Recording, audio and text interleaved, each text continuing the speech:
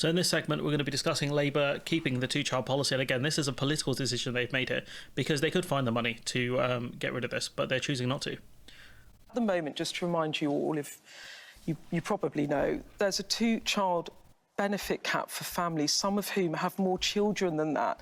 This is hitting some of the poorest and most vulnerable in Britain. Yeah. The Resolution Foundation think tank says families cannot claim about £3,200 per extra child a year. Dozens of organisations, from the Trade Union Congress to the Church of England to the former Prime Minister Gordon Brown, have called for it to go. Will you scrap it? Is that in your manifesto tomorrow? No, it isn't.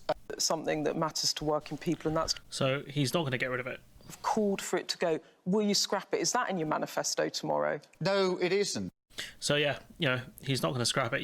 John McDonnell, saying, I've consistently campaigned for scrapping the two-child limit, but we heard tonight it will not be in the manifesto. I know this is a very last-minute appeal, blah, blah, blah, blah, blah, blah, blah, blah.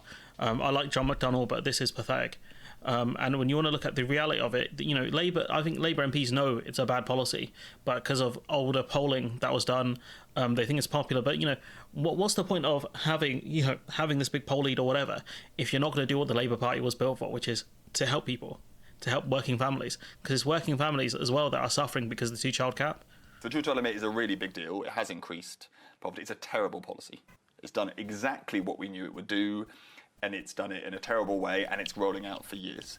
I think all parts of the Labour Party think this is a terrible policy, and all parts of the Labour Party will want to see it abolished at some point. If we've chosen to have a policy which the Conservatives have put in place to say if there are more than 3 children in the family, you won't be receiving any benefits for those children, is it a surprise that all of the increase in child poverty recently is amongst larger families? And again, child poverty has a cost.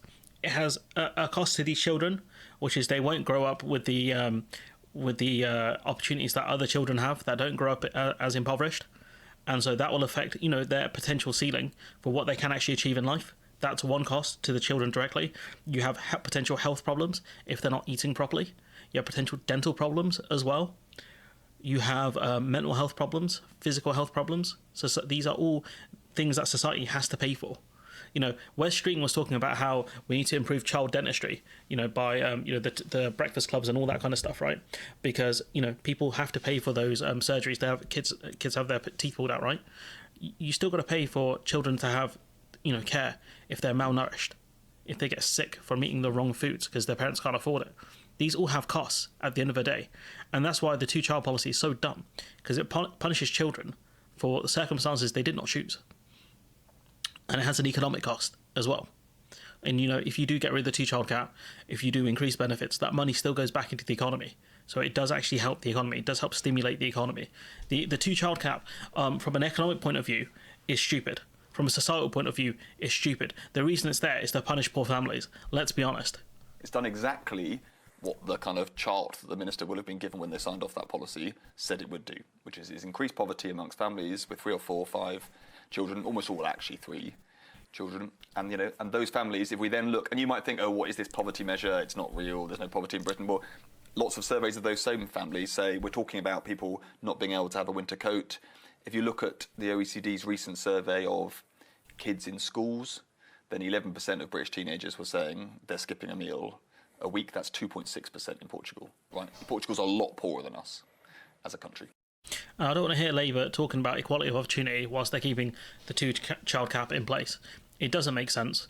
They can afford to get rid of it if they wanted to, but they're choosing not to. And it's just shocking that this is supposed to be the Labour Party. And again, when you push this kind of rhetoric, when you allow it to fester within people's minds, of course people are going to say, well, of course people in England are going to be like, well, if you can't afford to have kids, don't have them, without realising people's circumstances change. That you're actually punishing the kid rather than anyone else in that situation. You're punishing those kids, should I say?